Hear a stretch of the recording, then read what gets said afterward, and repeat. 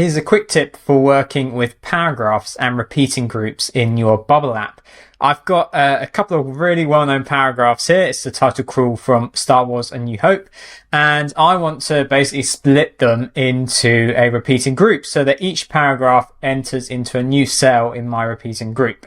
But before I launch into that, if you're learning Bubble, there is no better place to do it or better way to do it than becoming a Planet No Code member. You'll get access to all of our Bubble tutorial videos, including those that you cannot find on our YouTube channel. They are exclusive to our website, planetnocode.com.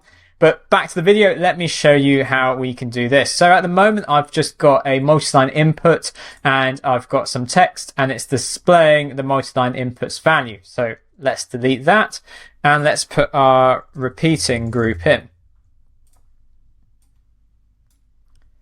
And so my repeating group content is going to be text. Now this is only because I'm putting text straight into it. If you wanted to list through anything else, you would probably use a different type of content. And then the data source is going to be my multi-line input A's value. And then this is where the magic happens, split by.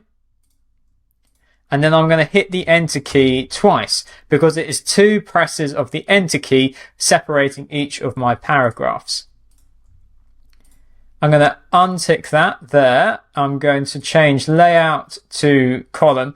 And I'm doing this because in my experience, fixed layouts can just lead to all sorts of unexpected annoyances, irritations. So I tend to avoid them where I can. And I'm just going into the cell, adding some text and saying current cell's text because that's going to apply to each paragraph. I'm going to adjust the height to min height to 0. It's fits height to content. Then on appearance, I'm going to get rid of the min row height. Each row is only going to be as big as it needs to be. And then I'm going to add in the separator, make that bigger, say 20 pixels. So let's preview that.